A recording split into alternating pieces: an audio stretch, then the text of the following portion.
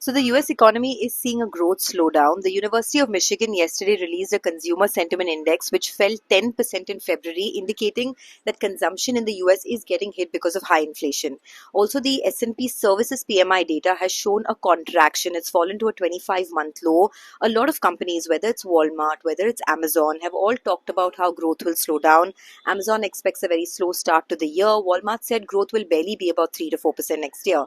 But there's also a lot of chatter about stagflation in the US. I feel like the US is not there yet because although growth is slow and costs are rising, stagflation happens when unemployment levels are also high. So fortunately, unemployment is not high in the US just yet. So I believe that stagflation is something that the US doesn't have as of now. But what does this overall growth slowdown mean for India? Now remember, the Indian market is already down about 13% in the last 6 months in September. But when global investor sentiment gets hit, it definitely affects the Indian stock markets as well. So a few things that you can do top of mind in this environment. Cash is king. Raise your cash levels. Invest in safe haven assets like gold. Avoid buying mid and small cap stocks. Avoid any big bets in risky names.